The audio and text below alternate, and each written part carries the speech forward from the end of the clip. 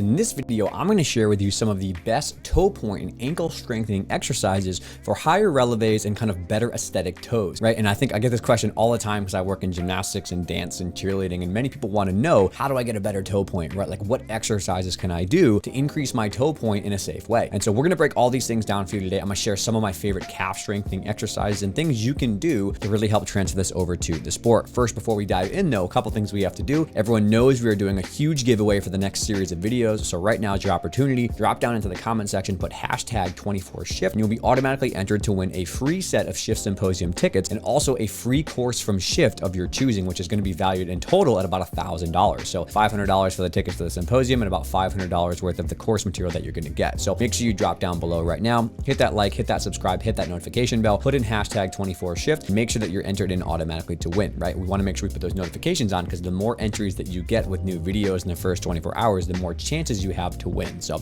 before we go into that though, let's hear all these exercises that you want to know about. All right, and so when I see people who have struggles with calf and kind of toe pointing exercises, I will say in advance, there are some people who are structurally just not going to have this crazy increase in toe point, right? Some people are born naturally with a nice toe point. Some people have some more passive flexibility and they have to get stronger along the way, but not everyone is going to have this insane toe point, right? You can work on it a little bit with passive flexibility, but I would really highly caution against that because sometimes you can damage the structures of the ligaments and the joint capsules themselves and make somebody have an unstable ankle. So I personally go to the philosophy of working a little bit of daily passive flexibility with just good toe pointing and maybe a little bit of light stretching on the top of your feet. But I generally go more for strengthening of the calf and really working on the massive amount of calf strength we can get and toe point foot arch strength. That is kind of what I find is be most successful, right? So the first thing I think people aren't doing is just baseline calf strengthening, right? So I think a lot of people are doing body weight type strength, but they're not doing enough loaded calf strength movement. So these seated calf raises are the first thing that I add in for people because I want to make sure that somebody has soleus strength and also has some of the Achilles strength integrity to get all the way up on releve, just a baseline level. Okay, a lot of people when they're sitting on the floor and they show a good toe point, it doesn't show up when they're doing beam or they're doing punching or they're doing any sort of dance or element on their feet. Because the thing is that those ground reaction forces when you're actually doing your sport are way higher than just a body weight calf raise, right? So what happens is it looks good on the floor. They have this great nice toe point on the ground, but it doesn't show up in the actual event they're doing. That is a strength issue, okay? That is where we need to work on getting someone's calf stronger. And the way we can do that with like a seated calf raise, right? So we're gonna sit down, put our toes up on a nice releve surface. We're gonna make sure we have a calf that goes all the way down to the ground. Put the weight on the end of the knee and make sure the weight is challenging enough where it's hard to get up, but we can go through full range of motion. Okay, so I want to make sure somebody can get all the way up on the top of their knee, get that nice tall toe point through their toes. You can do this barefoot as well, but I would kind of recommend in sneakers to start with. But essentially, we're going to do a high, nice calf raise here, probably about 3 sets of 10, a 1 to 3 second tempo, probably 2 to 3 days per week. Okay, and the things that I see as common errors is they're not putting enough weight on their leg to make it hard enough. Okay, they're not doing that slow tempo and they're not doing a pause at the top and at the bottom. Okay, so this drill is very helpful for getting toe point up all the way, but it also is very helpful to strengthen the calf and the Achilles against some Achilles tendinopathy, which sometimes happens when someone's doing a sport like gymnastics or dance or ballet, and they do have quite a bit of calf issues. So that's the first thing I'd like to do is just do a seated calf raise and really increase the strength of the calf muscle itself before we start to transfer it over to specific sport type motions we're going to work on. All right, the second thing we're going to do is very similar in that line is we want to actually work on the strength at end range. Okay, so it's one thing to kind of go up and down. We want to work on that high releve strength and put some overload on top of that. And tiptoe walks or creeper walks are a really great way to do this. So Jen pushes up on the balls of her toes. She goes all the way up on that high releve, and then she's simply walking in this nice high releve position. And you can see she has kettlebells in her hand.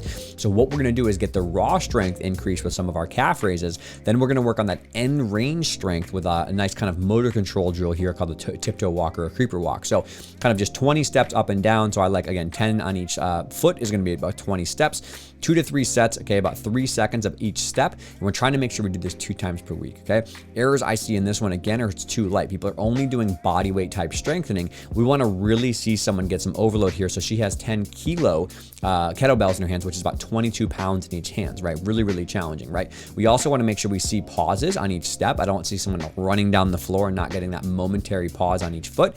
And we don't want to see someone who's using momentum momentum by swinging and kind of leaning their body weight forward, I want to see a nice, slow, controlled stack step on each time. If you want to make it even harder, you can have someone actually raise their foot off the ground into a march, right? So this is a tiptoe walk, but a march would be when your foot actually leaves the floor and you hold that for 1 second. So if you really want to make it spicy, that's the kind of way to go. But these are phenomenal drills to help kind of increase that releve. All right, a third drill I really like here is transferring this over to a very specific setting for beam or cheerleading or dance. These banded releve holds are fantastic. So what we have here is a close-up shot of the band around the beam base here and 2 loops that are on the front of her ankle. And what Heather is going to do here is push up and just try to hold that very top releve position for a couple seconds, right? So up, and she can kind of hold this position here. You can see it's a nice forced releve through here, but the band is making it harder to get her ankle joint to totally extend out. And so when she does hit that top releve position, there's a lot of tension on the band that wants to pull her back down to the ground.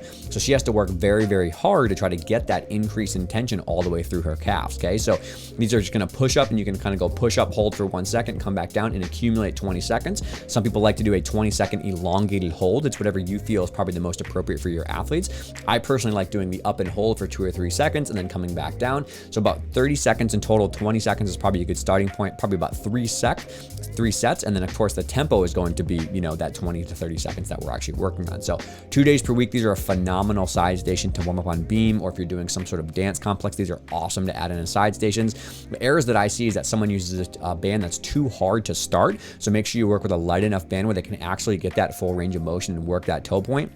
We can't see that in this photo a little bit, but the knees don't want to be bent. So in the tiptoe walk, we intentionally bent the knees. In the soleus raise, we intentionally bent the knees, kind of focus on the calf. But here, because it's a gymnastic specific or a cheer specific or a dance specific setting, we want to see the knees actually locked fully and have that nice straight body tension. So make sure the knees are pushed out, and then vision point is very, very important. So you have to be focused on one specific spot to make your balance not be the limiting factor. So if someone is just kind of looking all over the place, they don't have body tension, they're actually going to have more of a balance challenge before they're going to work on the actual releve end range toe point. So really find a focus point on the wall or in front of you and really keep that eye line in line there, so you can just keep focusing on the actual tension of the band below. So these are really, really easy to do, which is another reason I like them, but very simple to set up 2 or 3 sets of bands and have someone do this as a warm-up or have someone do this as a side station, okay? So next thing is that we want to keep transferring these things to the sport we're working on, okay? So I like doing releve squats.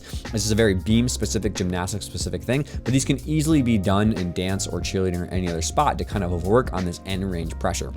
So Heather has a band overhead to make sure her body weight stays stacked up and down, and she's simply going through releve squats up and down, trying to really work on that forced arch on both legs, okay? And the reason we like this one is because it really helps transfer over to some of the things they're going to need at the end range of squatting or step-ups or things like that in beam. So this is for beam specifically.